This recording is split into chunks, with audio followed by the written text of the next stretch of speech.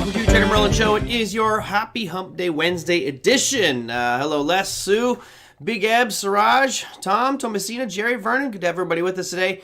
The questions for today obviously was spurred from a viewer, which was talking about short squeezes. And that will be the focus of today. So for those who are anxiously waiting that, we'll get to that in a second. But I do have to give a shout out to Ed up in San Jose. Ed caught a mistake in yesterday's show, which is a pretty big one, I might add. I was running some numbers yesterday, and I guess when it comes to data, you should always trust but verify. And one of the things I showed you, I was just marveled at, since 2008, XLRE was showing it was one of the best performers. And Ed must be a very diligent guy, did his homework and caught me on one. He said, XLRE hasn't been around since 2008. It's been around since 2015. So I went with the other one, and XLRE has just become very popular. You could use IYR. It's almost the same. And I wanted you guys to see the difference on these two charts here. You guys remember yesterday I had added in XLRE, and it showed that it was up over 1,000%. Well, this completely changes that scaling, and you can see that real estate, if you use IYR instead, is down here at about 100 and looks to be like 170, about 176% versus 1,000. So interesting. I'm not sure why the data came out that way with XLRE, but thanks, Ed, for catching that, and I have no problem admitting I'm wrong, but always trust your data but verify.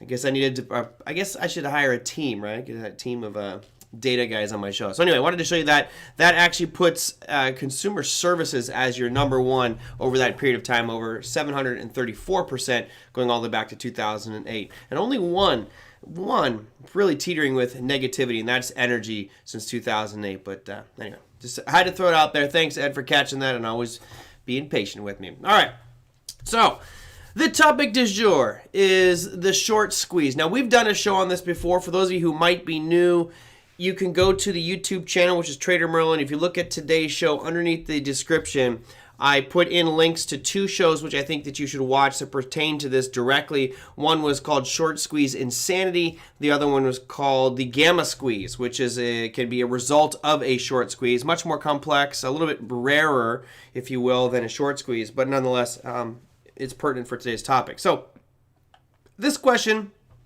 came from Lee. Lee, again, it seems like every day he's putting me on the spot with questions. How do you trade a short squeeze, and is there a working strategy? All right, so I'm not going to go too in-depth on this. I think most of you guys know the mechanics of a short squeeze and kind of what it entails. But for those that might not know, I'll give you the, that's right, Big Gab, you are my team, and we appreciate it.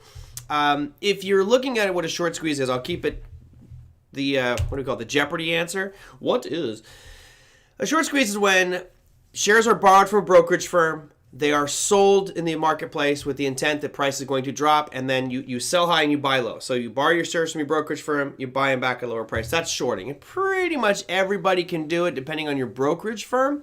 Not every share is shortable. Most of the shares will be available at your brokerage firm, but there might be some that aren't, and usually that's because they're illiquid, they're very cheap stocks, etc.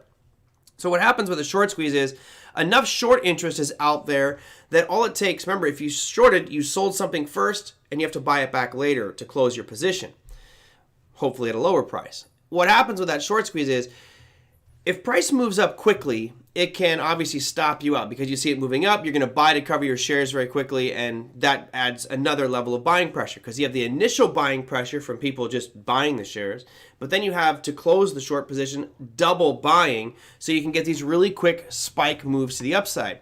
Now, if it's orchestrated, if you can get collusion or collaboration, remember that's supposed to not be legal in financial markets, but apparently it's okay on social media, then you can get a lot of people to buy a little bit and make these moves much more exaggerated. And not only that, this is kind of why this Wall Street Bets thing is taken center stage, is you're targeting companies that have a heavy short interest. And what that means is it doesn't take a lot of momentum to pop that share price back up and trigger either stop losses or the dreaded margin call. Hello, Gallo. For a lot of people out there, that's something you never want to experience, but if you are in a short position and it moves up quick enough against you, you can receive a margin call if you don't have enough equity in your account. If that happens, they will automatically liquidate your position for you, which does what? It adds more buying pressure to the equation. So you have all these factors that add into buying pressure, and that can make these things move up very quickly. Now, normally when I'm shorting, I'm not looking at short interest stocks. I'm looking at something that I believe technically looks like garbage, or there's some price pattern that I feel I want to capitalize on and make them trade to the south side. What these guys are doing is specifically targeting heavy short interest stocks, and it's very easy to do. I showed you this on the last time we talked about this, which was Short Squeeze Insanity. You can look at it in multiple places. So let me show you a couple of those, and then we'll go through some charts here and see if that strategy in fact works. So let me bring up this one here.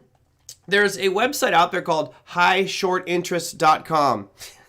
You think you know what they're talking about?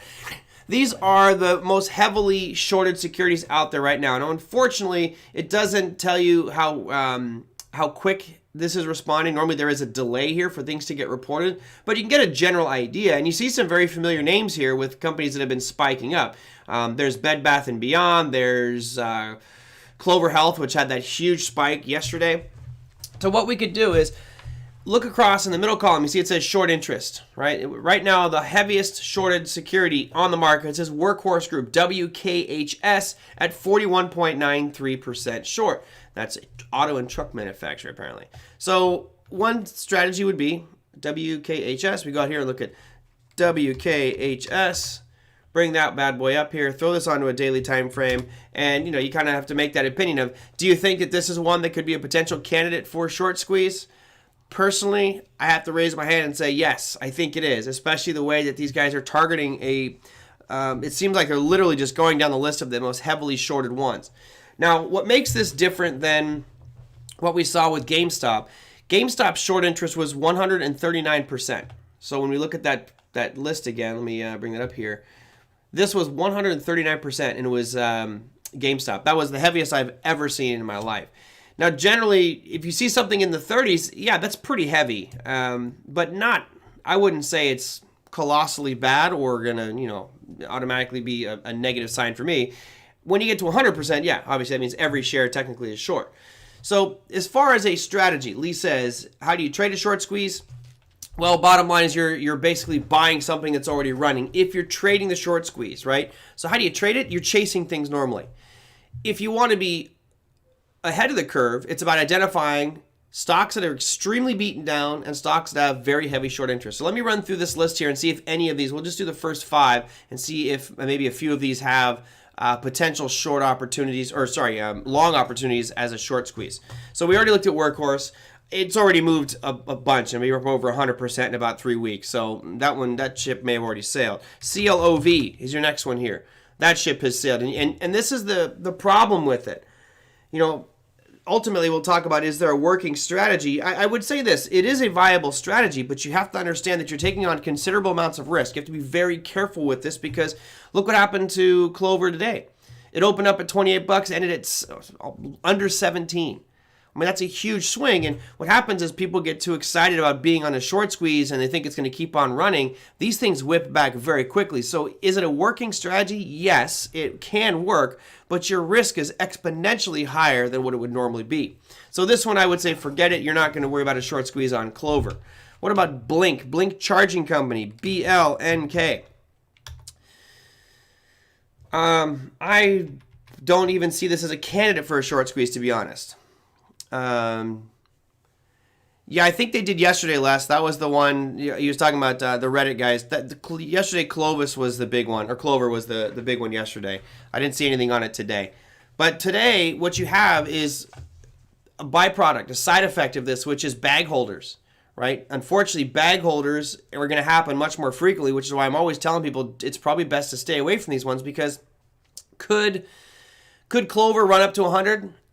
I mean, yes, anything is possible, but the odds of that happening are probably very slim. Kind of like looking at GameStop and saying, can GameStop go to 1,000? Look, they're losing money. I mean, they had earnings today. They lost more money today. Not as much as expected, but they still are losing money. So, to see it run to 1,000 just doesn't really make much sense when you have fundamentals that are as poor as they are for some of these guys. But bag holders are generally what, you see these guys, they'll be talking about how much money they made, and next thing you know, the next day, literally the next day, they're like, oh, I lost every penny I had. It just came right back down. Of course, they won't tell you that. They'll only tell you about how much money they made. They never tell you about how much money they lost. All right, what else we got? I'm going to keep going down this list, and maybe we'll find a nice one. The GEO Group, GEO. This one already got hit, right? you can see was trading at what, $4 a couple days ago? I mean, it might be 5. I'll go down here. The low was $5.19 on the 28th. So just a couple days ago, this thing was at $5.19. It hit a high of $11 today. So is there potential? Absolutely. The question right now is where the heck is this thing going forward? What we're hoping to find in a situation like this, if you're looking for short squeeze candidates, is a chart that actually looks like Geo but doesn't have the huge volume spike. The huge volume spike is where it has been turned on and all of a sudden you get that massive spike like we did today on Geo. How about FUV? Again, not to me. This ship has already sailed. It's moved up a ton. It's gone from $7.50 to $15 in 2 weeks. So no, let's go Bed Bath & Beyond. We talked about this one before. This one already had its short squeeze about a week ago. So what I would do if I was interested in looking at short squeeze candidates, I would simply run through this list repeatedly and see which one has come all the way back down to its lows. Because what you'll get is you'll get institutions that if they were short this security at $8, you can bet your butt that they're back in at $14 shorting even more. I was able to get it on Geo at $5.19. You got to be careful with that, Adam. I mean, you got to be real careful. If you got it at $5.19, you did great. I hope you sold it. I hope you got out of it. You know, you made up over 100% rate of return in a day. That is outside of what normal is. Very, very, very risky on that one. I'll get to that in a sec, Brent. Let me just keep going through this because I want to see if I can find anything here that looks good. Now, there's Clovis, CLVS. This one looks a little bit better, but it's only got about a 30% short interest, right? So, OTRK. None of these right now look like great short squeezes. This one potentially. Okay, OTRK, which is on track. They basically pumped from $30 to $40 in about 3 days, but it's still really compressed. And I think a lot of the chatter will be about, oh, it's going to fill that gap and go all the way to 60. Certainly it could. Jerry, I love it. Throwing crap at the wall to see what sticks. Strategy for GME and Reddit. Robinhood Traders looks very dangerous for my style. I am 100% with you, Jerry, and that's kind of why I want to do these shows. Is I'm hoping that maybe some of you have people who are jumping on the bandwagon of these Reddit stocks, these AMC, which we can bring up AMC again, which got beaten up today. You got GameStop, which is tanking the after hours after their earnings announcement, which was great earnings. Beat expectations, but it's, I believe, we're down at around 250 right now. Let me bring up the chart here. No, I was mistaken. Let's go to the 5-minute here. Yeah, we dropped all the way down at 270, so not quite 250, but a pretty big beating the after hours on earnings. And yeah, I'm right there with you. I think that this is, for the short term, I think it's fun. If you have an account with a little bit of capital in it and you want to play with it and target some of these heavily shorted stocks, sure, go for it. But you got to know that you're going to have a few where you nail it and you're like, oh my God, I made so much money so quick. Kind of like Adam did, right? You made that 100%. Awesome. Great. Problem is a lot of people don't sell out and they end up holding it and it goes right back to where it was or maybe even worse because now more shorting is coming into the market. Because like I said on yesterday's show, if you love shorting GameStop at $40 like these hedge funds were, they're going to really love shorting it at $400 or $350. So more money will be pushing these things back down to where they normally were, even with that heavy short interest. Just the money's going to keep on pushing it down. So for Lee, the question was, is there a working strategy? Yes, I do believe it works. I think it really goes back to market timing. I think you have to be very careful with how you approach it, how much money you put on it. And I think, once you get that big pop, like Adam did in what was the one you were in, Geo, you got to make sure you look at it and go, okay, I made enough. Don't get greedy and back out of these things before they come crashing back down. Because if you notice on the dailies on almost all these ones that I pulled up here, there is initially a huge spike up and then a massive rip down. And that is the common thing for any short squeeze or pump and dump type of stocks. Right? All right, good. That's all I'm going to say on that. There's another filter that I used last time I was on the show that I like. Unfortunately, you have to pay to get it to be more robust, and that's this one here. If you go to FinViz, they have a great screener. It's one of the best free market screeners out there if you want. So check that one out. If you go here, you'll notice that there's a tab under the fundamentals piece that says, on the descriptive piece, that says float short. And you can go down here and go to over 30. And right now there's 32 companies that have a short interest over 30%. So any one of these could be potential candidates for it. Again, I think that the risk associated with the reward is a little bit too high for my liking, and others that are watching this program, I'm sure you agree with me. For those of you that do take that risk, just be careful. You've got to know that you are going to get bit a couple of times doing this if you trade short squeezes. I love short squeezes. I think they create great opportunity, but your risk manager hat has to be put on at all times with those ones, and I think they can be some of the most dangerous ones. Let's see. What was it? I'm going to see there's more questions. Let's start with the first topic, which Big Eb says, El Salvador is moving up my favorite Central American country. Yes, for those that don't know, it was officially signed into law last night, which was great. At the Bitcoin conference, it was done as kind of they were planning on making this legal tender in El Salvador. It passed. So it is now legal tender. They say about 90 days it'll be fully implemented. They're doing training for their countries, etc. It's pretty impressive what happened in a very short period of time. Now, you've got to look at what does this mean for not only El Salvador, but what does it mean for the cryptocurrency community? Certainly, it's a huge step towards legitimacy with regards to cryptocurrencies and Bitcoin in particular being used as a currency. I will say I'm somewhat surprised that Bitcoin was the choice given its slow block time. It takes 10 minutes per block, 60 minutes to really make sure that your transaction is immutable and can't be changed. So there's a little bit of a slow factor to that one. I was almost thinking they would have picked something different. However, it's awesome, great. Now, what does this mean for El Salvador? It's interesting. I spent about 2 hours last night looking at real estate in El Salvador. To be honest, I was thinking I was going to buy some beachfront piece of property. They already use the U.S. dollar as their currency, so it's not like they're replacing some El Salvadorian dollar. They use the U.S. dollar. That said, there's a lot of issues with El Salvador. Obviously, the crime, it's got the highest murder rate in the world per capita. So it's like pretty dangerous down there, although things may change. What is interesting is watching all the community on cryptocurrencies really talk about how they will be bringing businesses down there to start up in El Salvador because of the openness to it. And it's the first country, so I think you will get a lot of companies, a lot of people moving to El Salvador. I may get a vacation place down there, but I don't see myself moving right away just because of Bitcoin. But it is nice to know that they're open to that type of thing. Will it be good for El Salvador? Absolutely. They rely a lot on remittances, basically people sending money from the United States back to El Salvador, and the traditional system is very costly, right? Big fees, lengthy delays, and a lot of people down there, I forgot the statistic I heard, it was a very large number. They don't, yes, they are using the Lightning Network to speed things up, but that's another complicated step that the locals will have to do. The amount of, the vast majority of people actually don't have a banking system. They're not investing. They're not saving. They don't have a mechanism to do that. So this could really be a great litmus test for Bitcoin and the digital assets markets to see, can we really give people a way to bank themselves and start to use digital assets for that manner, which was really what Satoshi Nakamoto was outlining, saying let's bank ourselves and remove ourselves from the banking system and do it ourselves. So for one, I was very excited. Of course, you saw the news really acting favorably for Bitcoin today. You saw a pretty big spike up in it to the tune, I think it was 8% at one point when I was watching. Let me see what it's at now. You're at 10%. Of course, it all depends on when that access point is.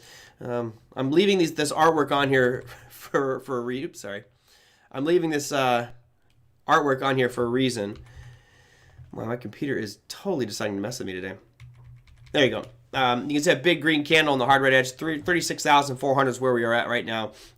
It's kind of funny if you follow Peter Schiff at all. He's saying that the reason that Bitcoin spiked today is traders are front running Michael Saylor's purchase of Bitcoin, which is just a joke. $500 million is not going to do much for Bitcoin, but that's MicroStrategy is going to be buying some more. So yeah, I'm pretty excited about that. Big Eb says San Jose Sharks, first NHL team to accept Bitcoin. That's an interesting one. Yes, there is a layer 2 technology. So we talk about how Bitcoin is slow. It can be rather cumbersome with regards to speedy transactions. You can do something with called the Lightning Network, which I won't go too in depth, but think of it as like a layer in chemistry. If you look at the first two, what is it, helium and hydrogen, the first two in there? Guys, now my chemistry days are coming back. But that first inner shell has 2 electrons in it. And then you add another layer to it, and all of a sudden you can start making much more complex compounds. With cryptocurrency, you really had Bitcoin and their blockchain, again, doing about 7 transactions per second. You have 10-minute block time, which means it takes 10 minutes for your transaction to even show up in the blockchain. And they say usually about 6 blocks before it's immutable. So 1 hour of time. Now there's a thing called Lightning Network, which is basically layer 2. It sits on top of that, and they basically aggregate transactions on the Lightning Network and then report in a batch in one transaction to the blockchain for Bitcoin. So it speeds up significantly the process, but to my experience, it's not that easy to set up. And again, when you're looking at a lot of third world countries, even getting a Bitcoin wallet may be a challenge, let alone opening a layer 2 technology like Lightning Network. But yes, that does speed up the process. Oh, great. Let's see what else I see in here. So yeah, that's actually great news. I'm very excited to hear that. I think it's a great step for cryptocurrencies and digital assets. You know, it'd be nice if a much more developed country, let's say Brazil, comes online with it, or more countries in South America start blowing out with that. I think that's going to be awesome for the whole ecosystem and the legitimacy of cryptocurrency. All right, let's see. Yes, Brendan is totally correct. He says, for a national settlement layer, there is nothing better than Bitcoin. Yeah. Oh, and by the way, I don't know if you caught this as well, but the president of the country even highlighted one of his geothermal energy plants and said, look, we're planning on taking a portion of the energy from this geothermal and starting a Bitcoin mining operation here to help further distribute that ledger, to help get the network as big as possible. It has no emissions. It's purely, there's no economic or footprint on society by that one. It's just natural flow. And I was like, that's kind of cool, especially because he's addressing what Elon Musk was saying. It's so dirty, it's so dirty. And here he is going, hey, we've got a volcano right here. It's just basically cranking out a bunch of energy for us. We're good. We'll generate this one. So anyway, there we go. What else do I have? Let's see. The question came through. It looked like a giant head and shoulders. It's Jason. Yes, on this chart, it's funny. The viewers, I don't recognize the name, Jason, but we had... when the chart looked like this, and the viewers here will attest to it, I don't make things up, but when the chart looked like this, right there, it didn't gap down yet, we were talking about it and said, well, that's a head and shoulders pattern. If you do a measuring object, there is a target that people will draw out from that. And all of a sudden, when it broke, you had a nice down day, and then boom, 2 days later, it went all the way down. And we were laughing about it. It's like, oh my goodness, I did not think it would go down there that quickly. Not that quickly, but yes, it's interesting to see a head and shoulders pattern measured out and actually hit almost to the penny where it should have been. So yeah, we were having some fun with that one, but that's old news. That head and shoulders will be erased here soon, and we'll see hopefully where it's going to be going from there. Merlin, do you think Hal Finney is? I don't know. I've stopped speculating at him. It's not Craig Wright. I don't know if you guys saw the video by Vitalik, where he basically, it's so funny. If you guys haven't seen it, I'll see if I can find it for us. Maybe I'll play it for tomorrow. But basically, he calls him a scammer. Craig Wright, the guy he's claiming to be Satoshi Nakamoto. I don't really care who Satoshi is at this point. I don't even want to know.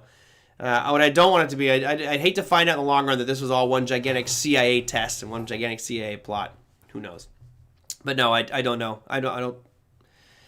At this point, I think if you're Satoshi Nakamoto, you're just going to stay invisible forever. You've done something. You've got a ton of money in cryptocurrency. The fact that it hasn't moved makes me, his original holdings hasn't moved, makes me a little bit nervous. All right, let's see. What else do I have here? Dollar's going to get wrecked. Yeah.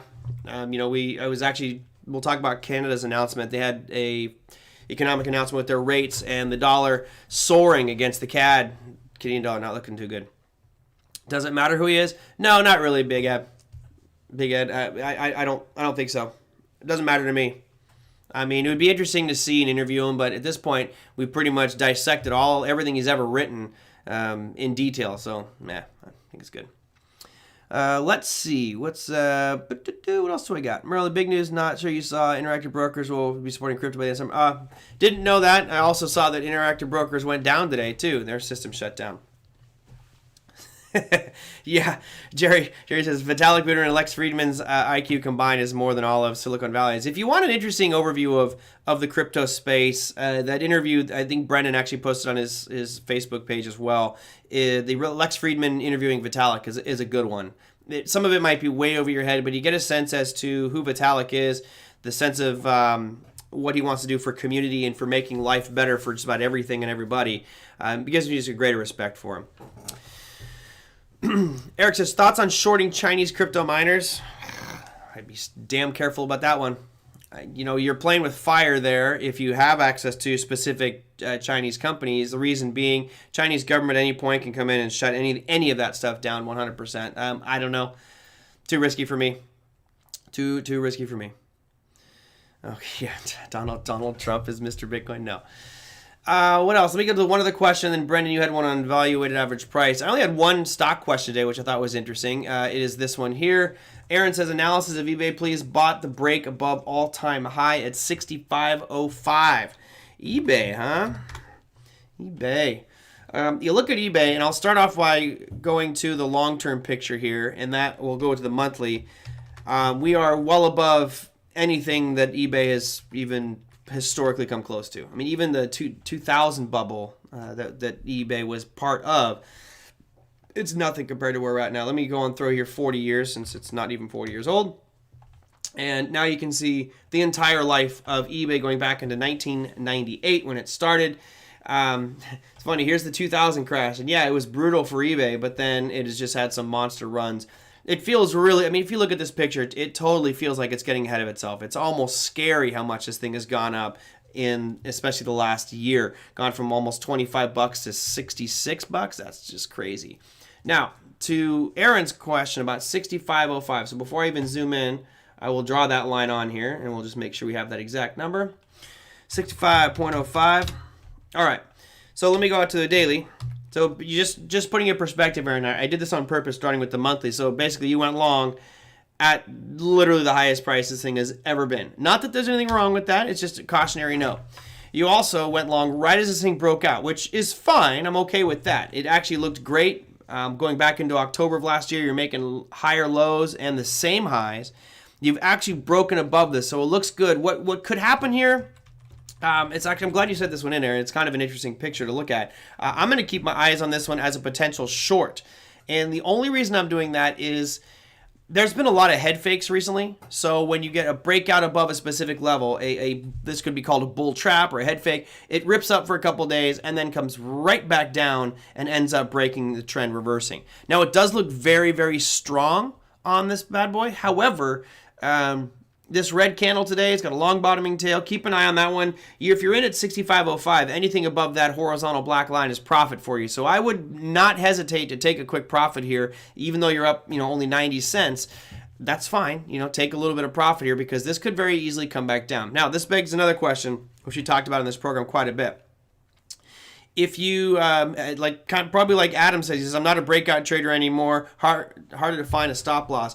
And it may have been because he got caught in a couple situations like this, right, Adam? Where I always recommend that there's two ways to trade a breakout. Number one is you can buy the break. And I'm guessing, Aaron, that you bought this breakout. That's fine. But you have to know that a lot of times these breakouts fail and it comes right back down. The second way, which is the safer way, but it also runs the risk that you may never get in, is that it breaks out and then it comes back down like this is doing now and retests this, what was supply is now demand. Retest that zone. So I would be keeping an eye on that one. If we get back down to 65 bucks and kind of falter a little bit, you might want to lock in whatever profit you have because it could break and all of a sudden fall very, very quickly out here. So that was that's it for my thoughts on your eBay. All in all, I mean, it looks good. I'm just a little nervous at how bullish this thing has been. It's one thing to have a bullish run, but the just degree of parabolic move that eBay and a lot of these companies have had is crazy. Yep, Adam says breakouts fail too much, which is why we always have to plan on them. I'm more about planning that your breakout's going to fail than just accepting that it's going to work. It's much more important for me on a breakout that I monitor those downsides. And on this one, I certainly would be careful with that downside if it starts to fall back down. He had a little bit of weakness today. It's nice that it finished up, right? It was an up day, even though it's a red candle. Just a little bit dangerous. I think you're safer waiting for the retest, but hey, you know what? You got a little bit of a winner on right now. Just don't let it turn into a loss. DJ says, $100,000 Bitcoin, here we come. Well, I'll tell you what's going to happen for that to happen. We're going to have more countries, I think, come on board and start to do what El Salvador did. El Salvador, super tiny. I believe it's like a $6 or $8 billion GDP. That's not much at all. Vitalik literally gave that away. He burned almost $8 billion worth of that Shiba coin. So it's not a huge economy, but it's a start. It's basically saying, can we now take this digital asset, cryptocurrency, and use it as a monetary system for an entire country, legitimately? This is a huge test. And if all of a sudden we start to see things doing well for El Salvador, you bet damn straight other countries are going to go, hey, you know what? We're going to accept that too. And you could see all of a sudden South America just flourish by, not necessarily flourish is the wrong word, but all of a sudden a lot of countries in South America jumping on board saying, hey, we got to keep up with our neighbor over here, El Salvador. So Guatemala could fall in line. You got Panama jumping in. So to me, oh, is it 60 billion? Hold on a second. I can't be that far up, Brendan. Let me see. GDP of El...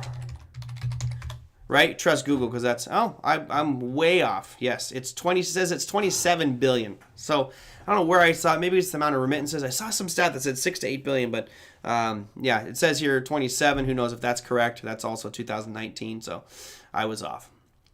Either way, it's still not a huge amount, right? If you look at the GDP of the U.S., etc. So yeah, that's what'll happen, and I think it'll probably get another one or two of those countries by the end of the year, and then all of a sudden, I think 100,000 becomes a very logical target. All right, let me see where I had here. No conspiracy theories on here. Yeah. So Brendan, you were asking about volume weighted average price, VWAP. I don't use it personally. I think it can be a useful tool, but I've got so many things I look at. For those who don't know, it basically just measures on the chart, kind of with a vertical ladder almost, where the major volume transactions have taken place. So it'll give you an idea of where the big volume is lining up. And I think that if you're using that in conjunction with something like supply and demand, it can give you a great indication. Okay, here's a big spot where I saw a lot of transactions happen that maybe buyers or sellers lining up or right around that price. So I think that can be beneficial, but I don't personally use it. You know, if you notice, I don't really use anything on my charts, right? I prefer them to be clean and naked. All right, Eric, spelled the right way, E-R-I-C-K, love it. It's the way my dad's name is spelled. Usually it's like an E-R-I-K or E-R-I-C. You got both of them in there. I love it. All right, USD, JPY. Did you want me to go on to futures or spot? Yeah, you're talking futures. Okay, so we're going to the futures for Eric here. And we'll add on a couple of lines that he mentioned because he was asking me about specific price points on the Japanese yen futures. And what did you say here? Shorting at 0.91335. All right, so there you've got it. And again, I'm starting off with the big picture here. So you're obviously looking at a very short-term time frame, but right now I like the shorting side of it. The bounce that we had 4 days ago makes me a little wary, but you know, that's fine. It's still overall in a fairly decent downtrend. Let's go deeper into this and look at let's go hourly. Let's go 4 hour just to see what that picture looks like. So basically you're doing a breakout trade. You're shorting that break down below that the most recent low that we established on the 6th of June. Not bad. I like it for one particular reason, and that is that there's really nothing in between here, the price that you shorted at, which is 91.335, and all the way down to about 90.80. Let me break this down into, let's say, an hourly, see if I get a better picture. Yeah, you have no real demand zones built up. So I think that's a pretty decent trade going forward. Yeah, I think you're pretty smooth sailing. You should be smooth sailing down around 90.90, which, you know, give yourself another 100 pips or so. Not too bad. Jimmy T says, can you trade cryptos in an IRA? I think it all depends on the IRA itself. So if your IRA is with a brokerage firm that allows you to trade cryptos, my guess is going to be no. And the reason for that is they're not insured. And I don't think that an IRA is going to let you do things that aren't protected. So I'm not 100% certain on that one.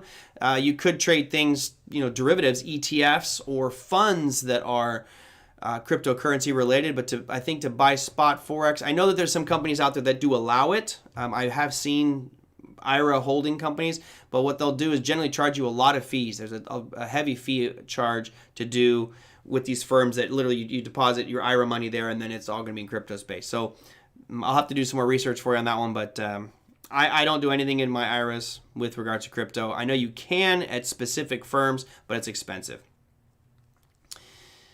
Yeah, right. And the Grayscale, so Grayscale is coming out with a whole arsenal of different cryptocurrency products. Hopefully the ETFs will be approved soon, and then we can put that one to bed and you can start trading those and be much better. Brandon, you crack me up. Maybe the country of Andorra will be the next to accept Bitcoin. Yeah, they seem to be kind of revolutionaries themselves over there in Andorra. Why not? It takes getting the people's attention. El Salvador is the first, just like Arizona recounts. Big purpose to get the people's attention. Yeah, Bill, I mean, even though it's such a small country and really, from a math perspective, it doesn't really do much economically for the world, it's a test. And I think that this is all eyes right now are on El Salvador. I think it's a brilliant move by the president of the country to do this too. I mean, I don't think you're going to mess your country up by doing it, but you never know. Is Ethereum as safe as Bitcoin? No. Technically, no. Ethereum is not as safe as Bitcoin. Bitcoin uses proof of work that's much more decentralized than Ethereum. Ethereum is a bit more centralized. And they also use eHash as their algorithm, their consensus algorithm. And Bitcoin uses SHA-256, which is a much more secure cryptographic hashing function. So that said, a lot of it has to do with decentralization, and there's a lot of talk about how Ethereum is becoming a bit more centralized. But I'm still heavily invested in Ethereum. Don't get me wrong. It's just I think if you look at the algorithm and the network structure and decentralization, Ethereum wins. Bitcoin wins. Ethereum loses. Merlin, if you know possibly how to fund hedge funds themselves. Oh, hold on, wait a sec. If you know possibly how do funds hedge themselves before going into CPI report? Is that because we have CPI mañana? It's going to be an interesting day. They can do it a lot of different ways. It depends on what the fund's objective is, right? Normally what they'll do is they'll go out and use futures markets. They can also go to other firms out there and use swaps, right, which are derivatives, basically derivative markets, and use those as hedging tools. It all depends on what the expectations are. You know, the CPI number coming out tomorrow, which we'll talk about here in just a second as I wrap up the show, is obviously going to be very important. But I think more importantly, we'll be looking at the core CPI number.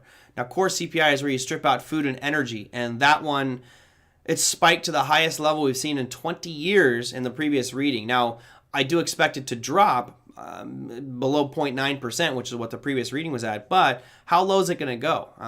Normally we don't go above 0.4%. We've done twice in the past 20 years, and the last time we went up to 0.5. So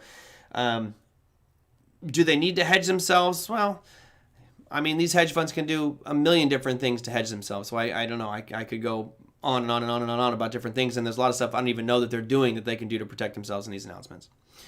Can you show us how you personally trade breakouts? Eric, for me with breakouts, I do it the same way that Adam, I believe it was Adam, was saying, where I'm buying long on the break, or it was Aaron, sorry. The way that Aaron here, when it breaks, I buy. Now, it depends on if I'm a long-term investor or if I'm a short-term trader. If I'm a short-term trader, like a day trader, I'm going to be buying the second it breaks out, right? Let's say the number, like on this eBay, was 65.05. That was his number to buy in. If it breaks above 60 and hits 65.05, great. I give myself 5 cents. So I like it from that entry perspective. I think Aaron's doing a fine job there.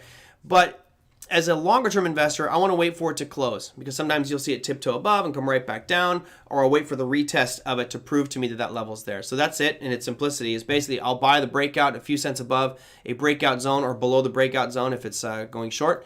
And if I'm a longer term investor, I'm going to wait a little bit longer to have the confirmation that level is there. Adam says, any opinion on how the government hacked the ransom Bitcoin back? Okay, this is just a bunch of crap, honestly. I got to say, this is one of the biggest. This is the media saying things incorrectly and creating a shit ton of FOMO and FUD. So you can't hack Bitcoin. There is no proof that they did it. The FBI said that they got the private key and were able to reclaim it. They got that in one of three ways. Number one, they put some pressure. They found out who these guys were from Colonial Pipeline, caught them, and basically said, look, you're going to do life in prison unless you give us this key, which probably would be my guess as to number one, right? That'd be the easiest thing to do. Number two, from what I'm hearing in the brief amount I've researched this, they were using a cloud computing service to store information. and basically the FBI and the government got a subpoena for the cloud computing, went in there and got the information and maybe got the private key there. It was probably sitting on some file in this cloud file on the cloud server. So that's how they would get it. They did not. I'm going to repeat, did not. There's no proof of it at all. And if it is, then this is going to basically collapse the entire cryptocurrency market. If they manage to somehow hack that specific Bitcoin address and get the money out, that would raise some serious eyebrows. And I think personally that's part of the reason why you're seeing this market continue to show weakness and sell off is people thinking, oh, did they really hack Bitcoin to get this? They didn't. They did not hack Bitcoin. You're not going to be able to hack that thing. But did they really claim it either? Do you think that they've just done this to appease the American population and basically said, let's just pay the ransom? The FBI is going to pay it, right? I don't know. I'm a conspiracy theorist, so to me, I don't think I don't think the FBI cracked Bitcoin. B, I don't even think that they got the Bitcoin. Who knows? I guess we could look at the blockchain and find out if they've really moved or anything has happened. My guess is the FBI just said, hey, let's get $3 million and just pay this out and say we got it, and just to make this whole story go away. Total nonsense. All right. It's amazing how fast things turn into massive misinformation, especially regarding crypto. I agree. And until all the facts are out there, the FBI really should step up and say how they did it, but they don't want to do that because then they show their hand, and unfortunately we're all left to speculate on exactly how they got it. But I would bet anything that they did not hack it. They didn't randomly generate a password. All right, let me go into economic stuff for today and for tomorrow. Here is some good stuff that happened today. We looked at that GameStop chart. They lost 45 cents per share. You're like, ooh, gosh, 45 cents per share. Well, that's a lot better than expected, right? They were expected to lose 67 cents per share. So that will definitely help their yearly loss because they were losing about $3.30 per year. So it's getting better. They made a bunch of announcements today, and you got new people coming on board, blah, blah, blah, blah, blah. Well, the chart doesn't look very good. GME's price chart, I'm showing here in the after hours session just so I can bring this one up, and I'll turn this into a 5-minute, and I want to hash some lines on here so you guys can see exactly where it's at right now in the after hours. I'll go to the low right about there. All right, we'll go back to the daily.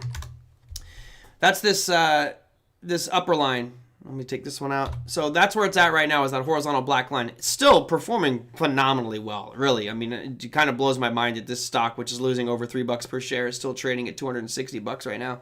It should be down under 100 in my book, but that's fine. It'll eventually get there at some point, and I'm pretty sure it'll be back down below there. So, Merlin, you believe the Earth is flat like your scratch off poster?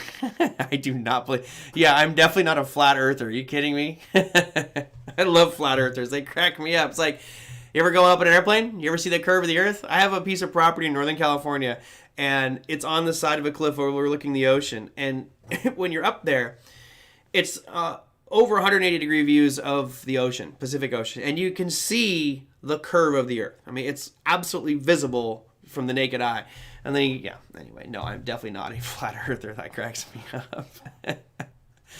It would be so funny if it was, because what do? You just walk to the edge? I mean, if it was a flat earth, someone would have walked to the edge or taken a boat to the edge and just fallen off and disappeared. Is that the Bermuda Triangle? I'd love to get to the edge and literally, you get on all fours and kind of crawl and go over to the other side? And you're like, how thick is it? Can I tap through? And flat earthers, they crack me up.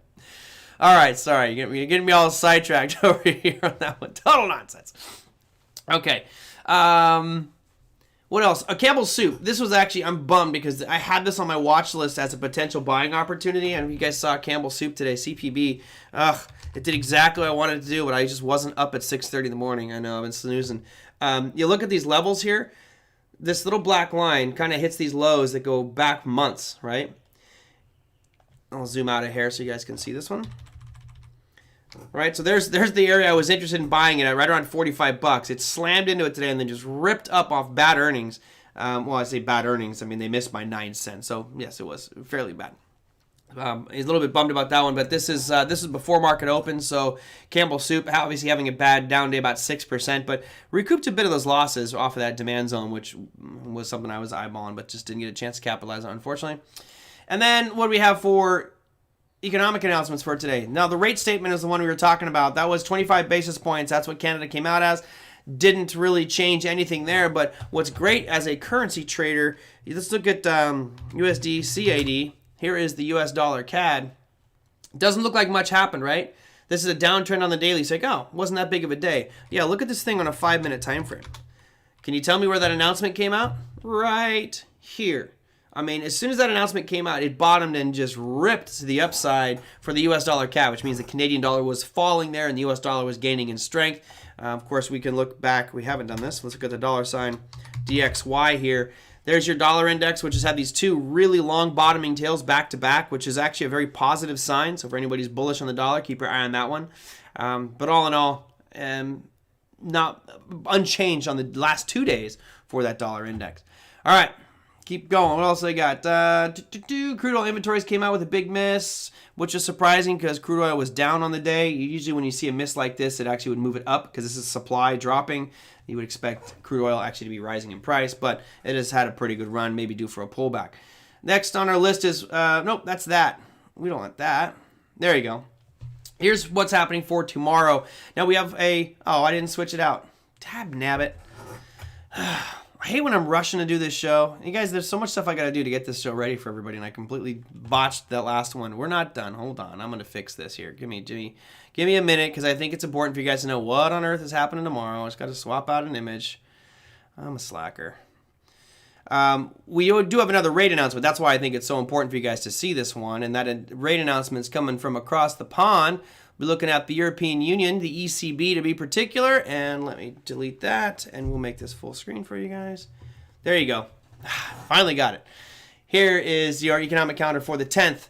You see up near the top, 5:30 in the morning, so this is 1 hour before the U.S. equity markets open. You have the ECB press conference and their main refinance rate. Right now, they're expected to stay at 0. I don't expect to see any change there.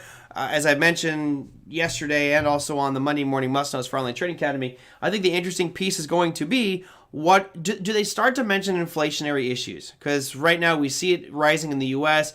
To what extent it's rising in Euro, I'm not sure what that will be, what it's going to look like over there, and how bad it's going to be with regards to inflation for the European Union, but we'll find out. And then the biggest piece for tomorrow, grab yourself some popcorn. Again, 1 hour before the markets open, you have a huge announcement, and that is this bad boy right here, Consumer Price Index. We're talking about inflation, bada boom, bada bing. The one I'm highlighting in red is core, right? That Consumer Price Index is basically a basket of goods and services that we consume as consumers. Now, the top one there that went from 0.8, the expectation is that's going to drop to 0.4. That's everything. When you look at core, that takes out food and energy, which usually is some of the more volatile stuff. That one has been much more aggressive with regards to showing inflationary pressure. So my guess is we're not going to see 0.5. My guess is you'll be slightly higher than that. My guess is probably 0.6, 0.7, which is definitely better than the previous reading of 0.9. But all in all, not very good for our markets. And we'll see what the comments are about CPI and inflation going forward. And they also have the unemployment claims coming out. So a busy day for the U.S. And then tomorrow night after we do the show, you see down here, if you're trading the pound, you get a whole bunch of stuff going on. Construction output, GDP, goods trade balance, services, production, manufacturing numbers for the British pound. A busy day. Okay. I think I've gassed myself. Everything is manipulated. Yes, absolutely it is. Jeff not going to the moon. He will be in an underground bunker. Are you talking about Bezos? Yeah. I'll buy some puts. I will buy them on the show. Just I feel like the risk involved for those puts for me as a put buyer will be very low. Only if they're extremely elevated premiums as that can be my risk. Other than that, I don't see Amazon spiking because he goes to space and succeeds, but I see it tanking if he goes to space and fails. What about Riot Mara bouncing over 33? All right, DJ. Trying to drag. I was going to try to do a 30 damn minute show, and you guys just keep pulling me back in. Riot blockchain. Oops, our IoT. If you look at that intermediate trend, which is starting in February through today, it's ugly. It's just lower highs, lower lows. However, it is starting to show a little bit of strength. I could definitely see 33 being hit. Hell, I mean, it could happen next couple days. The question is, as we get higher in price on Riot, does it get that selling pressure and start to continue this downtrend that was started back in mid-February? So right now it looks good from a short-term perspective. I mean, it's been 1 month of a fairly nice uptrend for Riot. And then Mara. Oh, Mara. I like Riot better than Mara. Man, we drew this one out. Marathon Digital Holdings. Oh, yeah, we drew that demand zone out a while back on this one. It's been slowly drifting up from this. God, it's a long time ago. It looks decent. 33 on this one would be a little more of a challenge than I think you'd see with Riot, but it's not that far away. And once we get clear these highs, that it's going to challenge right around 27 bucks on Mara, then I think you got fairly smooth sailing here. All right, I'm done. It's laughable. You'll have to lie hard to hit those numbers. Yes, I do believe. Well, keep in mind, Big Ed, when we look at the price charts here, let me just show you the two that are going to be of interest to me. Here is here's lumber, right, which obviously is a factor in that one, in the CPI number.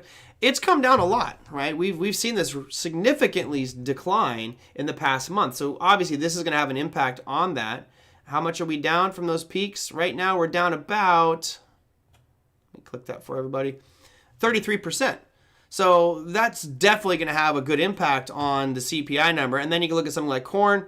Now corn did sell off aggressively, but all of a sudden bounced right back. Notice this gorgeous hammer. Oh, it's like I'm a carpenter staring at a hammer. That's so gorgeous. And then just ripped up from that. If you follow the way I trade hammers, this was a beautiful trade. But it's, that one's not down as much. So I just don't see inflation easing as much as people are anticipating. That's just my 2 cents. We'll have to wait and see how it happens tomorrow. All right, guys. That's it. Sorry, I didn't get to everybody's question. I know I've got to most of them. If you have questions, again, I don't have guests on the program this week. I just haven't had time to book people. I did get Scott McCormick will be on next week to do his Beck report, and then I'll see if I can get some other people on. But I've been so busy working with crypto and doing all the content for Online Trading Academy, so it's been very, very hectic for me. But I'll do my best. If you guys have something you want me to talk about or guests you want to have on the show, you can email me at TraderMerlin@gmail.com. That's the easiest way to do it. Send me your comments, feedback, whatever. If you like the show, give me a thumbs up. If you're new, hit subscribe. That said, I will see all of you for your Thursday session with popcorn in hand, watching the CPI numbers come out. Take care. I'll see you tomorrow.